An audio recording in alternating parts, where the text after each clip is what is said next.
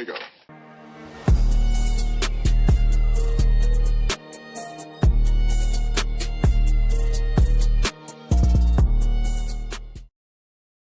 All right, guys, welcome back to another episode of the Backcountry Powcast. This is episode 5. My name is Derek Walker, and as usual, I have Nick McDonald with me. And this week on the podcast, we have Benny Carlson.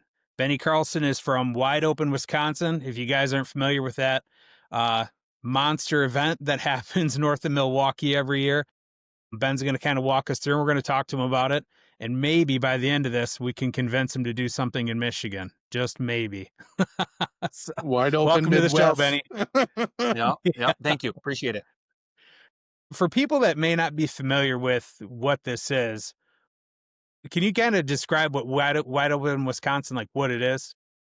Yeah. So from the basis, it's obviously snowmobile focused, right? Everyone likes those fall snow shows. There's apparel, there's, everything that you need to make it be successful. And so it's a power sports show that's snowmobile focused, power sports focused. So it's like, whether it's mini rides, I just felt like from the start, Wide Open, one, needed to be a brand itself where you could almost like sell apparel. And then two, whether it's mini rod pulls or whatever, if it makes noise, goes fast, all that jazz, it's the same customer base to try and get them to come back multiple days, but with obviously, on the vendor end of things, a laser focused on snowmobile. You know what I mean? So yeah. So it's like and we don't even like to call it a quote unquote snow show. We've always tried to market it like a snowmobile festival or power sports festival, right? So how many days is the event? 3 days. Friday, Saturday, Sunday, always. Yep. And it's always in September, correct? Yeah, we're always 2 full weekends after Heydays. So just works better for like the big show haulers that are at Heydays. And then they would be going to Wide Open and then Syracuse, New York, and then they go to Epping. So we always tried to intentionally keep the circuit going from like west to east, right? So yeah, that makes sense. And I'm sure all the vendors and everybody that attends appreciates it. So it kind of makes it flow a little easier and you're not stepping on, anybody else's toes when it comes to hosting it. So yeah, and then it makes it easier when they're not back to back too. You know what I mean? So that's true. There's a little bit of downtime in between. That's a good point. So we talked before the show, and this is your 6th year, correct? Last year was our 6th year. Yep. Last year. Okay. So now you're going, so next year, 2026 will be 7. Correct. Yep. Okay. Yep. So how much of a change have you seen? Obviously there's a pretty significant change, or maybe not, but from the first year, let's say second year until like just this past September, what are we talking about as far as size? Like how much has it always been big? Like, has it just like doubled, tripled? It's grown for sure. It was like probably one of the best shows as far as sales was obviously that 2020. And I guess I'll go back. When we decided to do it, at the time there wasn't a ton of retail traffic in October of 2020, right? So March, everyone's locked down. And so I just had one of my customers reach out to me and go, we know it's maybe not the safest thing, but there was a little show in Eagle River that was a success. And then we're like, hey, we can try it. So like in 3 weeks, we put the first one together, and it was in late October. So I think we probably pulled the pin and like we were going to do it October 1st. I think we did it like on the 25th. So that first year was actually like tremendous, right? Everyone was just looking for something to do. And the county fair park was super cool. In the buildings, we could have, it was a weird number. It was 331 in each building for attendance. So that first year through the county, my family essentially did like hand counters. So it was one door in, one door out. So we knew that we wouldn't go over 330, but then on the actual facility, it was 10,000. They were allowing outdoor, right? So it made it good where it was like, and then everyone was just looking for something to do. So like we technically were off and running really the first year. So it actually worked out pretty good. And since then, there was like a dip for year 2 and 3 when there's competition and, just things like that. But then it's probably, it's probably tripled, at least, right? So maybe even more, but yeah. So What do you have a number on what your attendance was for this past season? honestly, I don't. This is a volunteer base program. So we have a bunch of wristbands and then my mom handles them. And so we don't have like a good number. I know it was at least Ballpark. probably 10. Yeah, 10 plus. I mean, we filled the parking, we filled the parking lot. And I think, well, my guy's here that does the parking, there's 2,200 parking spots. And we were above capacity and we were parking in the grass at one point on Saturday. So, I mean, if everyone's just do the math, like if there's 2,200 spots, everyone's got a passenger, at one point there was just 4,000 at one point. Right. So Yeah. it's good. Right. I mean, we're not killing it. There's not 50,000 people coming through the door, but I think with some momentum and consistency, you know, who knows, you can get there. Right. Yep. Yeah, I Yeah. mean, I would say you're probably on your way. I mean, if you've doubled that much, I mean, there's I mean, you got a pretty good thing if you think about it. Like people are going to want to go outside, especially during the COVID lockdown, just anything to get out of their house and Mhm. do something that's somewhat, back to reality. Um, and now you're adding snowmobiles, now you're adding like tractor pulling and like motocross, and I think there was jet skis, and Oh, yeah. it's like it's like a mecca for power sports, you know? Correct. Like, Yeah. you can see it all Yeah. in one weekend. That's pretty wild. So Yeah. let's say the first or second year, like, what all did you have? Was it just like a trade show kind of thing, or like it was Um, indoors, or was there outdoor No, stuff? no. So yeah, boy, how did we really do it the first or second year? We always had my freestyle jet ski guys. We always had grass drags. We always had a vintage show. So we've added a little bit, and then that was, I think, all the only three things that I could put together in 3 weeks at the time. And then since then we've added the trials, Pat Smaji, and we've added the Yamaha twin stunts, and then the mini rod pulls. So that was kind of like the progression, right? And what I'm always trying to find and do is have good events, but then every year just add another one. That makes sense, right? You don't want to do something that's ridiculous, but the mini rods was actually, I thought, a hit this year because I went to one when I was talking to this club to put it on, and they call them 1850 weight. Those are all big Arctic Cat 1000 carb snowmobile motors, but there's two of Really? them. Yeah, yeah, yeah. So there's two of them on there, right? So it resonates with still a customer base of hearing two strokes. So it's actually pretty cool. Yeah. Are these like custom built like tractor pulling rigs basically, but miniature? Yeah, yeah. It's all custom frames and engines, and yeah, it's pretty Very cool. elaborate for sure. That's Yeah. cool. So yeah, yeah. So Yeah, you can't beat yeah, that. That's kind of neat. no, yeah. So, what was kind of like your inspiration for starting the show? Like, was it just you wanted to get outdoors during COVID? I mean, you just wanted to do something else? Yeah, yeah. I mean, there was a lot. Think there. I don't know what the motivation was. Honestly, it was kind of like just a ragamuffins. We're just gonna do a swap meet. I'm gonna be honest with you. When it originated, it was like I always told the guys, because basically I call them my pillar dealers. It's Hexco, it's Port Yamaha, it was Ken's. I just said, if we're going to do it and we think we're going to do it for a year or two or three, it needs to be a brand no different than Heydays. Right. So I could have called it the West Bend Snow Show or done something like that. But me and my wife were at Buffalo Wild Wings when I said, I'm going to do it. It was a Thursday and we were just adrenaline show, blah, blah, blah, blah. I made all these ideas. And then I was like, wide open. And she goes, wide open, Wisconsin. And then it's like the Wow Show. Right. So that's how like it started. I guess the inspiration was just having an outlet for that 2020 year. I had really no intention of like, hey, we're going to go down the road with this deal. It was, yes, there's some potential. I want to do it right the first year, but it wasn't like, oh, we're going to be doing this for 25 years. It was, I'd like to, I guess, on my resume say, hey, I put up, because I'm a climb rep, right? So, you know, go there, set some stuff up, sell some products. But I don't know. It was just kind of like a harebrained idea, really, and there was some frustration within the industry too. I won't lie. I felt so. I was like, hey, I'll try it. I mean, what's the worst I can do? I lose some money. It was like, Chris- whatever. And my Yeah. dealers covered me the first year anyway. There was really no loss, right? I just said, hey, I need money from each one of you if you want to do it. I think I have something here. I think I have the facility. I think we can move forward. And they're like, yeah, let's do it. So that's how it started. Yeah. So, Okay. Well, before Wide Open Wisconsin, like what was your connection with motorsports or the outdoor scene, I guess?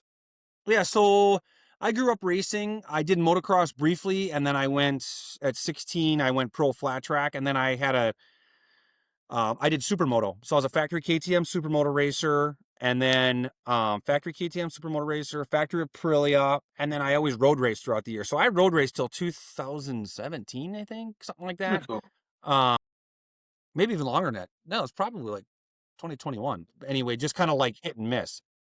And so that's kind of what I always did. And then basically I'd gotten hurt really bad in 2009, and I couldn't race, so I had to give my money back to Bell Helmets was the first vendor. So then how I got like in the rep game was Randy George, who was the national sales manager, called me and said, hey, just keep the money, but we need a rep in Wisconsin and Illinois. And that's how the whole me getting into the quote unquote business, that's how it started, right? Then I picked up Climb, I picked up other brands. So then I'm going to snow shows for 15, 16, 17 years and knowing that this works or this doesn't work. I like the way the promoter does this or that. And so I had like I had an idea of what I Yeah, needed to you do, saw what right? worked in the field Yeah, and what worked at shows and stuff like that, yeah, and yeah, took it yeah, and used it to your advantage, definitely. right. So, yeah, Yeah. No, that's definitely a good experience to have because, I mean, especially when you're kicking off something this large. Well, you might not have Yeah, I known mean, it at the time, but it definitely helps to know like what right. works and what doesn't. Yeah, for sure, for sure. do you feel like without your experience being a rep that it would have taken off like it did, or you would have been successful as you are right now? No, no, you got to be tied in, and I had enough connections, like an average. I think a podcast or something like that. It was just easy for me the first year where I could call my homie dealers, say, I need X amount of dollars. Can you float me the money? You're not going to lose money. Yeah. Worst case, you sell hardly anything. You're still going to break even, right? And then they're like, yeah, sure, cool. Like I remember calling Eleanor Hexco, right? And it was a Sunday, and he was up at his cabin. And he was like, I don't know, doing something with his kids, and I'm like, hey, dude, I need X amount of dollars, right? He's like, for what? And I'm like, I'm going to do this show at White Open, Wisconsin. I had like built like this bullshit kind of website, and I was like, this, just go on wideopenwi.com. And he's like, what? And I'm like, yeah, dude, like, we're gonna put this deal together. And he's like, well, I'm up north, so I can't give you like my credit card, but I'll just give you a credit card payment on Monday. So like, that's how the whole thing started. And that's how you got like the leg up. And where you knew you needed a BRP dealer, a Polaris dealer, you got to have the steps to make it where the end consumer is going to come in and not be like, okay, it's T-Mobile, Cutco, that Mhm. stuff is not, Yeah. Yeah. yeah, yeah. That's funny. So, yeah, That's a pretty good story. What do you Yeah, yeah, want? very cool. yeah, yeah. I I very created rarely this call my website. customers on Sundays, but I'm like, hey, dude, call me, and he called me right away. So, yeah, Yeah. He must have but known it was the real deal. You're like, I need yeah, yeah, something. yeah, Build this Yep. website. It's yeah, already yeah, established. It's already in motion. He's probably like, right, okay, can't stop it right, now. yep, yeah, yeah. So, Nick, I just realized we kind of broke like one of our cardinal rules, and we never asked him. We did. We definitely need to backtrack and do this. Annie, what was your first snowmobile? 340 blue and white Yamaha. Would that have been an Enticer, like an 82, Enticer? 84? Yeah, Yep. yeah. Old air-cooled one. I took it to my job across the field when I was a kid. When I was 14, I had worked on the farm. Yep. Every time it snowed, I took it to work. Heck yeah. Yep. Heck yeah. So got it for That's free awesome. from one of my dad's buddies. That's Yep. awesome. Can't beat that. Mm-mm. What Yeah. what'd you do? What'd you have after that? I just sold it, a 2011 Apex, Yamaha Apex. Well, Yeah. yeah. Yeah. Talking So I'm not Derek's like a hot language rod over there. snowmobile. You would think that I'm like, I used to go out west once a year for climb. And you would think like this guy's a hardcore snowmobiler. But because I'm so busy during the winter, like I literally don't have time to go snowmobiling. So I had like this 2011 Apex power steering, like the grandpa snowmobile, and it worked when I needed it, and I'd go up to the UP or whatever once a year with my buddies, and that was kind of the extent of it, you know. So I wish I could say like I'm some gnarly, but I'd go out west once a year. So yeah, Hey, hey, Apexes are good sleds. Those are plenty fast. So yeah, yeah, my son rides one, and I had an Attack a couple years ago. It was, and they're just great sleds. My daughter has a yeah, Vector. My trail sled's a Yamaha, so sure. I Sidewinder or can't something or complain what? about them. What's that? Sidewinder, sidewinder. No, I got a Viper. Oh yeah, okay, cool, cool, Yep. nice. Yep, I got a Viper, so I've ridden the Sidewinder and I like it. It's a lot of power that I don't really need, so Correct. get myself Yeah, into trouble. But they right, are right. sick. And Nick, what do you Hey, ride? I have a bunch of sleds. I've got a 21 Freeride Turbo. I got a snow bike that I'm building, the KTM snow bike. Nice. I've got a Rev that's got pretty much any part you could put on a Rev and a bunch of parts that weren't supposed to be on a Rev. 880 big bore, twin pipes, 6T motion, floats, all kinds of stuff. That was my first sled I bought with my own money, and that's when like the off trail scene started like kind of getting Yeah, traction. And I got on forums, do talk and stuff back in the day, and just read what people were doing and just took a stab at it. And yeah, that cool. sled's been 5 or 6 different skid lengths, all kinds of different track combinations, 2 different motors. Yeah, it's been around the block a few times, but Nice. uh, I went turbo mountain sled, and I won't go back now. Correct. Yeah, yeah. Good for you. Yeah. well, you got the Tundra now too. Yeah, I bought a 25 Tundra last year, and my turbo was sick for the last trip of the year, so I took that out to Cook City and got a 600 fuel injected 146 Tundra up above 10,000 feet like 4 days in a Wow. row. So Wow. I put a clutch kit in the can on it, but she was Yeah. working for every bit that she got. So Is that one of those? It's got like the big shocks, the real yeah, the narrow ones. pogo front end, and Yeah, yep, yeah, I put wow. big ski skins on it, Yeah. and they actually had a ton of snow, and it was quite difficult, but Was it? Yeah. got us some places, so it Good. was a good Good. time. Good. How was it Yeah. side hilling that thing? It's at once you get it to the side hill, it's not bad, but it it's only a 32-inch on center ski stance, but it's just so bulky that it drags panels super easily. So if you're on anything with like a lot of incline, and then I put a full wrap around like bull bar roll cage around the side of it, like side protection. So that's even more that just drags in the snow. So it's fine, but it's easy to like kick you back out of the side hill really easily. But it's a fun little sled, and I'm gonna enjoy it around here where I live, definitely. So what you're saying is no bow ties or re-entries with the Tundra. Just not the power. I always wanted one of those. They made a Tundra Extreme in like 2011 with a 800R motor, and they only made it like 1 year. I always wanted one of those because the narrow front end, they had a 154 track on them, the 800R Wow. motor.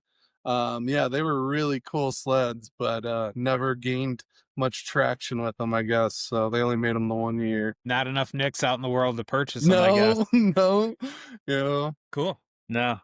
Cool. So, All what were right. some of your biggest Sorry. challenges of coming up with your Wide Open Wisconsin, and biggest challenges you came through, like setting it up and going through it? My biggest challenge for me is probably myself. Like that year 2 was really brutal. Like the attendance sucked. I don't know if we missed the ads. I don't know if we just weren't jiving, but it was soft year 2. So it was this like that and me emotionally, because like I'm telling my dealers that they're gonna go and be successful. And because I'm not coming from a promoter standpoint, I then have to go into their dealerships a week, 2 weeks, 3 weeks after the show. So if it doesn't work or they don't do well, I feel very responsible. Like it was a big waste of their time. Those guys are working hard to begin with. So for me, the biggest challenge for me is just myself emotionally, not wanting to disappoint either end consumers, dealers.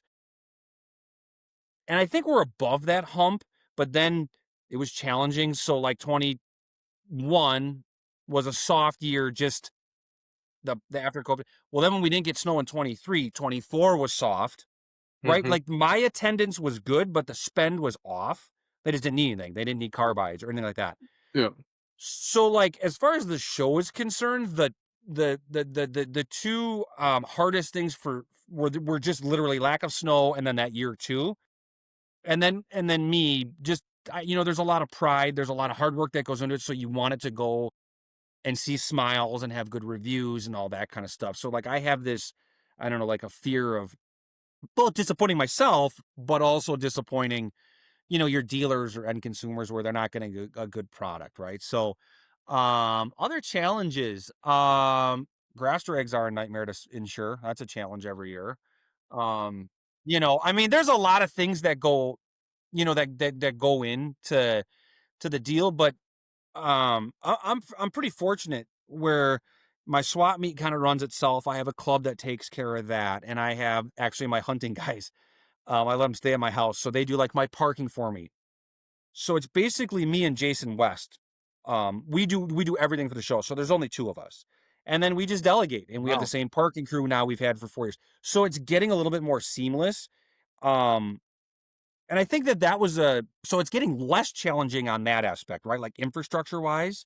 Um, it's really kind of like not smooth sailing, but that's like the insurance, or I didn't order enough porta potties, or just stuff like that you just, because I'm working full time too, right? So Yeah.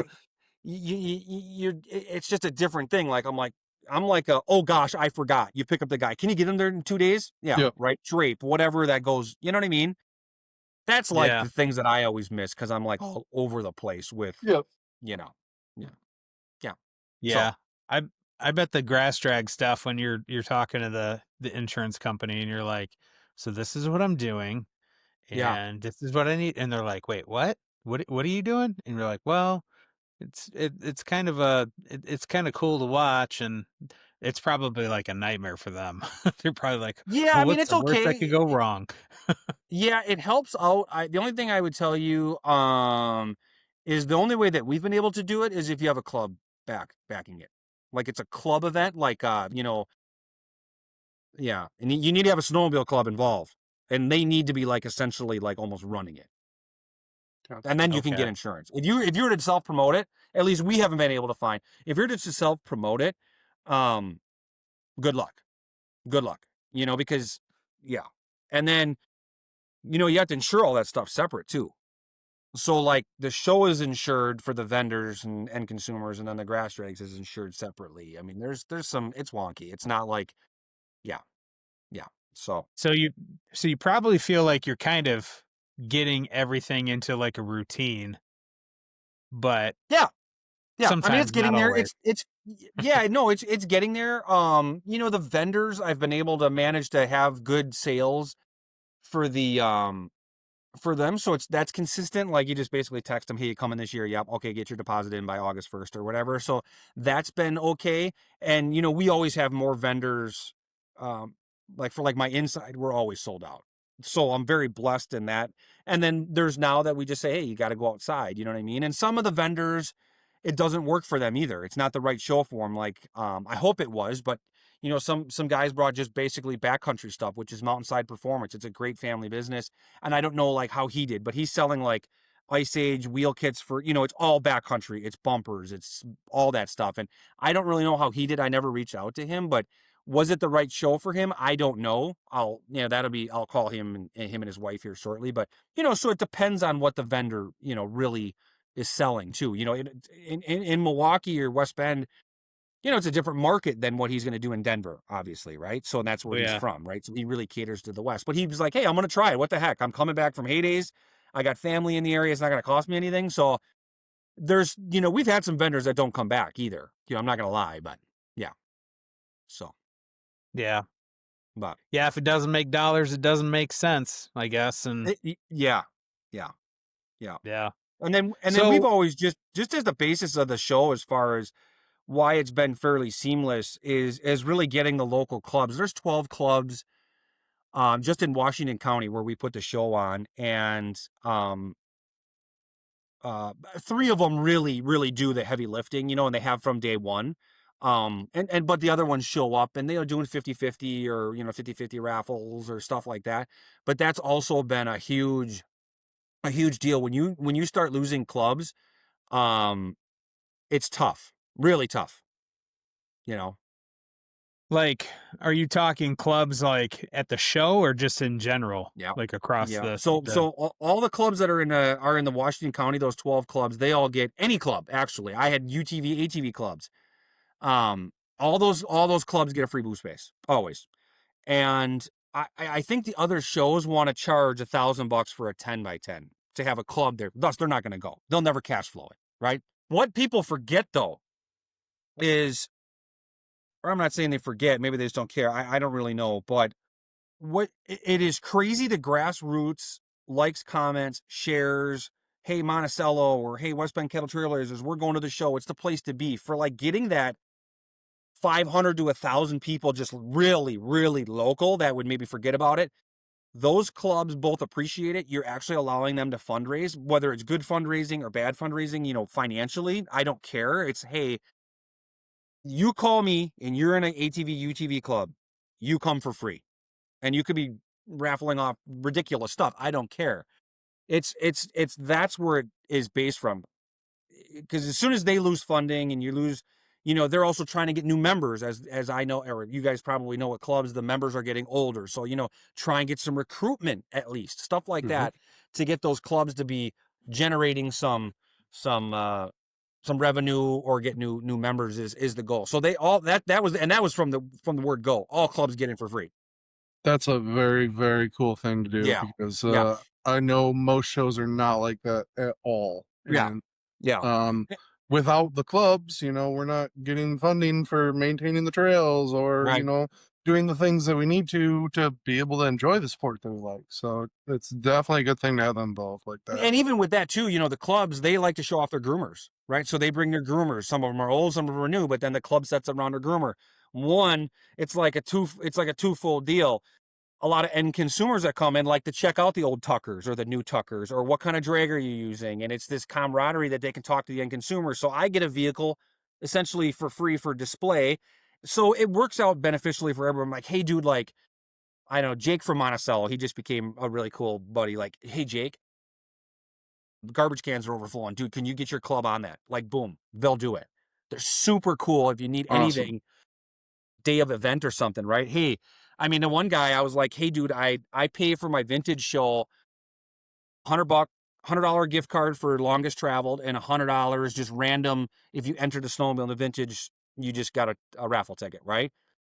Completely forgot, right? So I hit one of the clubs where I give them $200 and I say, hey, can you run a quick trip and get gift cards, right? They'll do that stuff for you if you allow them to, so Yeah. yeah. You scratch their back, they scratch yours. Yeah. Definitely. Yeah. Exactly. Yep. Yeah. And we talked about I don't know if you know Paul from Sled Solutions, but Yeah. we Yeah, he came last year. yeah, right, yeah. We had him on the podcast. I think he was the second episode. We talked a lot about clubs and how there's just a big gap and nobody's really kind of filling it. You have, to your point, like you said, Benny, I mean, you got old timers and then you got some younger crowd, but there's just a huge gap, Yeah, there is. And I don't know. I mean, we could probably have a whole other conversation about it because I think it applies to a lot of things more than just snowmobile clubs, but it's just crazy. And it kind of makes you worry about, what the future of the sport and how it's going to work. And, and I know some of these clubs I get on, social media and I hear about these clubs closing down because they don't have any money. There's nobody coming in to run the groomer. They don't have money for the groomer or whatever it might be. There's just no interest. And it's like, hey guys, you just lost umpteen miles of trail and what's going to happen. So that's, that's pretty cool. I mean, I guess to summarize it, it's pretty awesome that you're helping them out because a lot of those clubs they need a lot of support. They're all volunteers, you know, at some point it's probably going to, I hate to say it, but it might end up being like Canada where you pay, 200 and something dollars for a seasonal trail pass, but now the groomers are paid. Right. Right. Yeah. Yeah. Yeah. I hate paying Yeah. $52 for a snowmobile for a trail pass. I don't want to pay that much for 4 or 5 of them for the whole family, you know? So, Yeah, yeah, yeah, yeah. But that was always important from the get go. We need them, gotta appreciate them, you know, and let them do what they want to do. Yeah. So, but no, that's awesome, man. That's great. So, what do you I mean, for the future of the show, like, what do you see you got anything on the horizon? Like, what's next year? Monster trucks? no, I have an idea though. Yeah. That I don't want to tell you guys, but I mean, it's really you guys will come probably next year, I would assume, but the facility is beautiful. It's so dull. And I've known that, you know, I've known that for years. I'm like, why is no one doing a show at Washington County Fair Park? I mean, there's a full-blown amphitheater where they've had, you know, where they can, I mean, you could have anybody, whoever you wanted for like, I mean, if we ever got to the point where we were like, okay, we're going to, you know, we could bring in a headliner band, full-blown amphitheater. And there's so much stuff. I mean, I could do a 3-day pull for you know, tractors, mini route. I mean, it just depends on how much money you want to spend, right? So, and then will that draw enough people to cash flow what that event is, right? So, I mean, you know, we got 113 vintage sleds. I mean, if I can just keep what I have now and just expand that into just doing a better job of like vintage sleds or whatever, we could go crazy with events. The one thing I won't do is freestyle motocross. I just can't insure it. That's why. I mean, I'm up for anything, but you just can't insure it. But there's all kinds of just weird stuff that you can do. You know, you could do a sled drop. You could do one, take the track off it, hold it wide open. Everyone could bet. I mean, there's all kinds of stuff that I got up my sleeve, but I just every year I kind of want to like progressively make a change or adjustment, and I don't want to drop an event, right? So it's just and make it packed with just stuff. I want it to be 11:30, 12:31, and you can get the customers there for 3 days, right? So like we don't do much on Sunday other than grass drag, right? That's hopefully just that's kind of like the premier event. But then Saturday's all the other stuff, right? So, yeah. So But essentially, you're going to be like, as soon as people are done watching one event, they can go like right to another and yeah, another and another. yeah, yeah, yeah. And it's I mean, sometimes that's is like tough, you know, I'll have events stacked up on Saturday. And some of the you know vendors they don't really yell at me ever, but you know it's like I know that when we do something it pulls traffic out of the booth for the retail environment, right? But it oh, also that's allows true. custom right. But I had a customer today, a vendor today call me. He's like, you know what was cool is I was out by his son's name is Parker, and his son was swapping and he was inside vending for doing a suspension booth. And he goes, I'm standing out in the swap meet and Parker's selling some stuff. And I think it had to do with clutching or something. I don't remember. And he goes, so the dad was there and the wife goes, hey, they're going to do water skipping with the snowmobiles. We'll see you in 15 minutes, right? So it allowed the family to come. It allowed dad to kind of do what he wants, but the kid is entertained. And they spent, well, kids are free. So they spent $20. Well, you weren't doing, you know, because I had a Saturday, it was $10 per person, right? So for $20, they got to That's spend the so whole cheap, day. And man. if you're into power, yeah, I mean, Yeah. you aren't beating, and it's free parking. So My it allows you to gosh. kind of almost break up. It allows you to almost like break up the family where dad can kind of do his deal, but yet it's a family day. And, you know, that's kind of what I've always wanted it to do, you know? Something for everyone there, Yeah. definitely. Yeah. Yeah. That's Exactly. very cool. Yeah. Yeah. So, No, that's a good point. yeah. So yeah, free parking, $10 a person. I mean, that's very affordable for a whole family to go, Yeah. just hang out for the day and see everything. Yeah. And we only do $10 on Saturday because, um, we do 5 on Friday, 5 on Sunday, because technically it's those are like half days. So I just charge 10 on Saturday, but that's when I'm spending all the money with the band and, you know, all the events and stuff. So it just has to be that now, right? And the fair park has been great to me, but they've since 2020 till now, that's been an increase of a lot of money, right? Just things are going up in cost. And so I kind of like was like, this was the year that if I just had to do it, right? So anyway, and we had zero feedback. we had zero feedback because we were always a $5 snow show. And nobody complained about $10. They're like, it's still, I think that's a heck of a deal to get into a Yeah. show. Pretty Definitely. Yeah. reasonable. Yeah. And Yeah. free parking, you can't beat Yeah. those. And coming from the retail end, the reason that I'm not doing it full time by any means. So that when I came from the retail end, I always knew, like, I don't come from monies. I just knew that when Dad took me to an event, let's say he'd go to the ATM and it's $100. You're right. So he's getting $100 to spend for the day. So if the promoter takes 30, there's only 70 spent in the show. I'm just doing it like reverse math, right? So if I get 10 from them as a promoter and I'm happy with that, and you do the event for the right reason, spend $10, Dad spends 90 in the show. Yeah. Right. It's just where's the money? The $100 is going to get spent Somewhere. Yep. Yeah. And it just depends on what you want to do as a promoter. And I know if I would go to, let's just say $20, attendance, mark my words, will be a third. Yeah. Like that. Because it's a bitchin' show, but I just, these days, I just feel like the end consumer just needs to get like a little bit of a break. So that's where I come from. But I'm coming from yeah. So, yeah.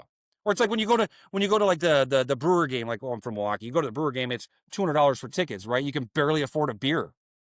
And the beers are $15. $12. Right. So you're going there because it's fun, but you're like, oh, this is like I can't afford to buy almost. Yeah, I can't afford to buy the ball cap and the jersey for my kid because that's another $200, right? And you ain't gonna spend. So that's just the whole thought process that I think needs to go into power sports in general, especially as the ups and downs of snow conditions and things like that have been, right? So Yeah. 100%. Yeah, that's true. I mean, we have our local show coming up here, and I got a booth there, and it's not cheap. I'll put it that way. I've joked around, and I'm like, it's not the most financially responsible decision, but I've never had one like by myself, and I'm like, I just want to do it like one time. So this is my chance because next year I probably won't. Spoiler alert, everybody. Unless this year goes very, very well. Yeah. But it just the juice almost isn't worth the squeeze. And I've seen this show like shrink so much, and it is like you're right. Like a 10x10 booth they're expensive. And I'm like, and then you got to pay for parking, then you got to pay for admission to get into the show. And I remember, and Nick, like when we went 10 years ago, it was packed. It was a full show. Line up out the door to get in. I mean, line up out the door. It was packed Friday, all day Saturday and Sunday, right up until close. And now it's probably maybe about half of what it used to be. I don't, it's just, and it's getting pricey. So what booths every year, Ghost Town on Sunday, unfortunately. And it's not good looking though. Yeah. And it's I'm tough, hoping, sometimes there needs to be I think 90% of it's the venue. That's what I think. But what do I know? I think it needs to be indoor, outdoor. I think people are wanting, now that's a November show, right? So that's the first week of November. So it's late. Yeah. So that's challenging. That could be challenging, but, I don't know. Yeah. Yeah. And this show has always been just more sales oriented. They've never done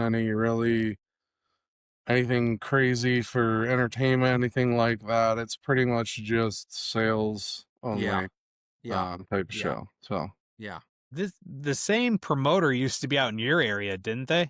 Yeah, they did Milwaukee as well. 'Cause I'm assuming you're talking about Novi, right? Yeah. Snow show. Yeah. So they did Milwaukee. Yeah. So, but Do you know when they stopped doing Milwaukee? I know they don't do it anymore. They ran it 20, they did it in 21 and then that was it. Then 22 2 years ago. Over. Yeah. So yeah. And they've been doing it for like years. I mean, they've been promoters for years, so yeah. I mean, I was emailing because I actually wrote a blog post about it, or a little blog on it, and it's on the website, MichiganBoondockers.net, if you guys want to read it. But about the snow show and just why they're important, and not only of just this one, but like everyone, like going out and seeing the stuff, putting your hands on it. And I heard from the owner of that, of that show, and she's like, "I'm the only one left. This is the only show we do. It used to be a huge deal," and even she's like, "Yeah, it's shrinking. Like it's getting smaller." And I feel bad, I feel for her. I mean, it sucks because once this one's gone, like we don't really. Nick, correct me if I'm wrong, but we don't have anything like that. If No, this show nothing of that folds, caliber. we're done. Nothing close. Yep. Yeah. So there's two sides of it that are that we have to remember, I think, as an industry. I'm an industry guy, as clearly so are you too. So it's tough for me on beating anything up right now because I feel like the industry still needs shows. We still need 100%. vendors like you going and saying, "Hey, we're going to get a booth." And we still need consumers going to the show because I don't know why. We don't, everyone's like, "Oh, go on the internet." It adds such a camaraderie and it kickstarts the industry. It gets wheels in motion. They are good, for it. And so like, the Denver show was struggling and they made some changes and they revived it. Right. And so, maybe maybe they wouldn't take constructive criticism or something. I'm just like, as an industry, if you guys are industry guys, a lot of times it's like, hey, what could we do to help you to make it successful? Because clearly you guys don't want to see it go away. And I think the consumer's still there, but they're like, what am I, you got to give them like the hook them in the mouth. Like, what's the aha thing for that year? And that's what I think you're missing with a lot of the indoor shows is like, like I'm a big outdoor man, and I remember when we used to go to the sports show and they had the little troll pond. It's ridiculously stupid, but I was like, Dad, I want to get the thing out of the pool. What's that catch? I don't even know. I mean, there's tons of stuff. It could be a band. It could be a happy hour. There's 1,000 things that if bags tournaments, there's tons of stuff to engage the customer, give away I don't know, snowmobile, because that show is ripe. And if you look at Michigan and you look at Wisconsin and you look at the ORV and snowmobile registrations, it's obscene. More in the Midwest than they do anywhere out west. All the states out west combined. And it's not even close. Yeah. If you look at like the state of Idaho or Utah, that show is banging. There's only 19,000 snowmobiles registered. But those dudes are hardcore and they all go to the show because they need to get education on Avi bags. And like we've always done avalanche seminars too, right? So that would be like an addition. They're getting trained. They're getting their bag service. They're getting whatever, but that's more of like an educational thing. And I think there's so much more cutting edge out west right now for technical stuff, whether it's bags, beacons, I don't know, skis from CNA, whatever that might be, where there's just more like in the Midwest, we're like, okay, everything's got a big dash and everything, it's okay, we can get stalled. And do you know what I mean? There's still stuff you can do, but it isn't like out west. Yep. You know what I mean? Yeah. No, that's true. And, yeah, man, that's really good insight too, Benny, because like you're right. Like there's gotta be something that's gotta change. What that is, I don't have the answer. I mean, I think there's gotta be something that could engage them because if we have so many snowmobiles registered in this state, but yet so they brought in, I don't know if you know this, but they brought in, it's a power sports show. So now there's side by sides, there's ATVs, and that's to draw more people in because snowmobiles alone's not cutting it. Mm-hmm. But I mean, that kind of shows you the health of the show and where it's at. It's not good.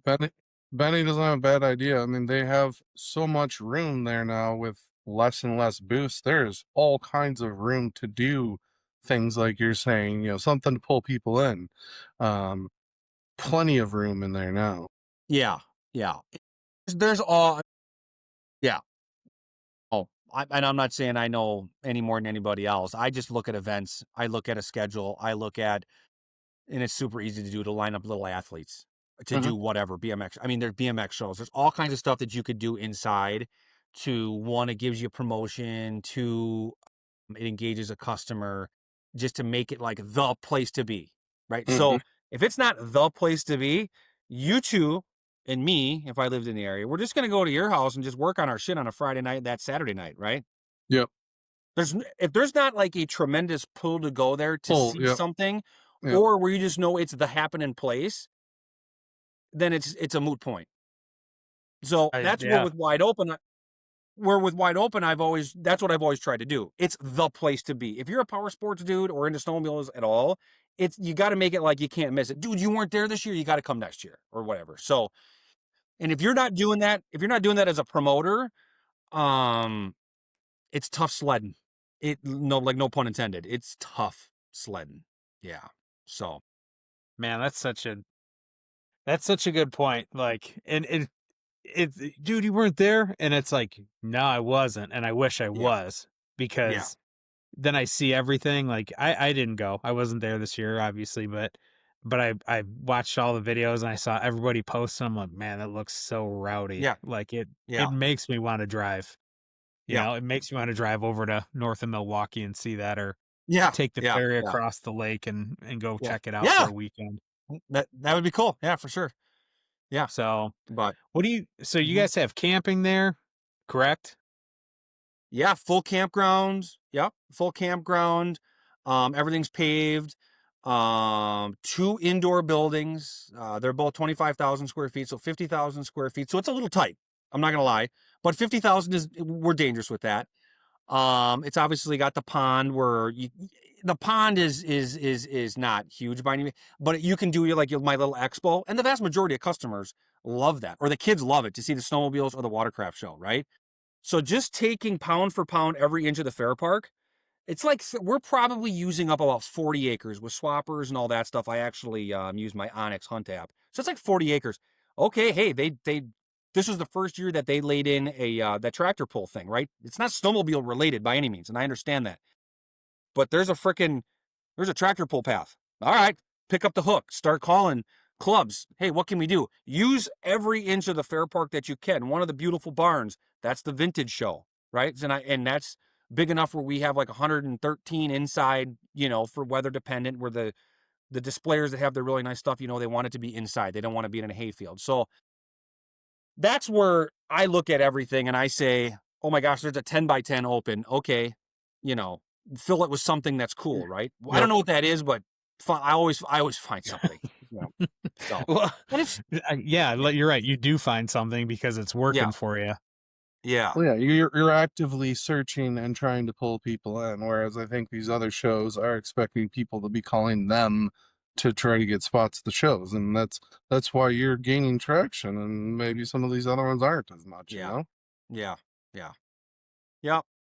So how quickly do you fill up? Did you sell out this past year as far as like vendor space? Indoor, I always do. Indoor, Immediately. you always do? Indoor, I always do, and then like the outside stuff is just kind of like just goes with the wind. Like, there's really, but I mean, there's so much room that it doesn't really matter at this point, So, and then the premium vendors that pay more money to do the outside, and they're like either dealers or like rocks or some, they're not a swapper. They get like power to their outside booth. They can camp there. There's showers in the campground that's just right, 200 yards away. So they like that. You're not going to get mudded and rained out. So it's a really nice facility, and that's also helped the efforts as well as is just where it is, And then too, when we did it as well, I mean, we're an hour and a half from the north side of Chicago. We're an hour and a half from Madison, and we're an hour and a half from Green Bay. So the population is great, right? So that's another factor, right? Yep. Good Yep. location for sure, definitely. Yeah. Yep. So Yeah. No, Well, that I've seen plenty of it. I've not had the experience of coming to it yet, but I will definitely make a shot to make that happen for sure. yeah. Free tickets waiting. All right. So yeah. Bring your square nose and run it in the pond. Oh, I got a watercross sled. I got vintage sleds too. We got all the stuff. Yeah. Bring some stuff over, man. Yeah. And so, even like my vintage guys, we're going to go back to like what's your challenge and what's your easiest, So, Jim Brown and Paul, they are just vintage, just junkies. And I just happened to stumble upon them and so they do a good job. And I mean, to the point where they're dropping off my flyers and they're doing the promotions and they just do everything to do that vintage show. And so like, I think a little bit of like where I recognize my shortfallings too is kind of like handing the torch, Mhm. where like my vintage show is run by Jeff Westner from Do Talk, Paul, Jim, just hardcore guys. And then just saying, here's the deal. It's always like the Wide Open Wisconsin Vintage Show. It's really their show just inside of Wide Open Wisconsin. So I segment it all. Yeah, we go to dinner and we have ideas and plans, but it's really the basis of just saying, hey, this is your little business. And the swap meet is the snow runner's little business. And then the other club does my t-shirt sales and stuff. And I give them all the money, by the way. So, because I don't have staff to run it anyway. So it's, again, a moot point. So you find some ways for these people to make some cash and, buy I don't care if it's a tank of fuel for their groomer. It's just get them going, Yep. Yeah. Money flowing into the industry. Yeah. Right. So, yeah. No, that's good, That's man. You're awesome. delegating it out and having them do their own thing, and it's benefiting them in the process. So yeah, that's a pretty good way to make it efficient, really. Yeah. And two, like, I think if you look at my online presence, it looks like I'm doing everything. I'm not. No joke. There's 30 people behind me. From clubs, family, like that's really there's 30 people that are putting behind it. And then all of the content that we do, that's all stemmed from Jason West that does all the marketing and advertising and stuff, right? So it looks like Benny Carlson does this whole deal. Like, yeah, I'm like the face of it, but the nuts and bolts of it aren't totally me by any means. Yeah, I never want to take that much credit. So yeah, that's I had to. That's why I reached out to you. I mean, you're like you're the face of Wide Open Wisconsin, and we were talking with Andy Johnson we had from BSB Fab. Yeah, and he's a good dude. He came this year. Yeah. So we were talking about it. And he was like, dude, you need to get a hold of Benny and have him on the show. And I'm like, yeah, you'd think he'd come on. And he was like, oh yeah. He's like, he's a great guy. He'll definitely do it. Yeah, sure, for sure. So then I felt bad too, because we had this time slot, and then I was like, oh my gosh. And then I hit that deer, and that was a fiasco. And I'm like, gosh, I hope these guys don't think I'm stroking them along, but no, trust. I mean, it's a challenge. Cause I mean, you got like, I wanted to do it last night, and then my wife was like, nope, we have company coming over. So I was like, crap, we got to move it. So, I mean, and then, Nick, so he's travels for work all the time. So we're used to changing things and having to, fit people in where we can. It's really not a big deal. So do not feel bad about it at all. Yeah. Yeah. So cool. Well, we're pushing about 53 minutes. So anything you want to share about the show before we wrap it up for the night? No, yeah, I do actually. I mean, I look at I'm passionate about the snowmobile industry. I appreciate you guys having me on. I look at what's going on, and I just feel like somehow there needs to be some momentum, and I'm going to go back to trade shows in general, especially with like the one in Michigan, don't give up on anything. Come up with ideas to like divide and conquer as an industry. And hopefully there possibly could be some receptiveness, say like, this is, hey, I don't know. It could be, I don't know. I mean, I've always like want to do like a carbide challenge. Who's the fastest kid to put a carbide on a ski or something, right? Just find ideas. And I would think if, like with the promoters and stuff, like that's the way that I think. And support the industry, support clubs, support podcasts. If you guys want to make the journey over from Michigan, if everyone from Michigan is listening, come over. It's a great weekend. You can camp. There's swap meet, vintage show. It's a fun weekend. And that's about it. I just appreciate you guys having me on. So thank you. Yeah, not a problem at all. We appreciate you. I mean, in hunting season too, I appreciate you carving out some some time to jump on and talk with us. Yeah, no, it was great. I'm glad to meet you guys too, and obviously I'll extend an olive branch, and if you obviously free tickets or whatever, and you guys want to make a weekend of it, you guys would have fun. So appreciate it, Benny. So All righty. Well, if you guys want more information about the show, go to Wide Open Wisconsin. It's wideopenwi.com. You can also find him on socials at Wide Open Wisconsin on Instagram. Are you guys on I think you guys are on Facebook too. Yep. TikTok. Yep. We're on TikTok now as of the Oh, fall. look at you guys. TikTok. Yeah. We're that was another gnarly thing. And I'll let you go. No, you're fine. We're trying to get like 17 to 25-year-olds.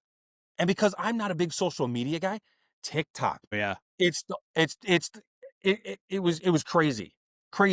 So, yeah. Yeah. Well, they have all these words now that I don't understand. And, I don't know if you have teenagers or not, but there's like, I don't have any kids, but yeah, there's a whole vocabulary that you have to say just to get them to even look at you. And I don't know what the words mean, but I don't understand. I guess we're we had getting dumb old, words when we were Derek. I kids. think that means we're I getting know. old. Yeah. I know. Yeah. I know. I watch this. Us two guys in Hotmail camp. Yeah. Showing our age. Our age. Exactly.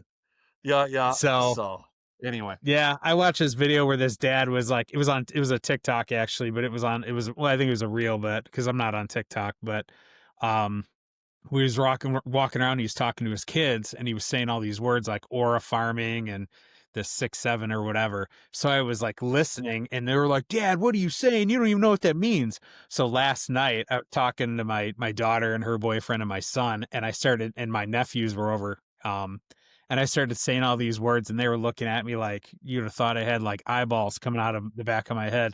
They're like, who are you? What are you talking about? And I was like, yeah, I know the lingo, and I really don't. Right. But yeah. it was kind of ridiculous. But anyway, cool. Well, thanks again, Benny. Don't go anywhere because we got to chat a little bit offline to wrap things up officially. But all right, guys, appreciate you joining. Hope you enjoyed the episode, and we will see you on the next one.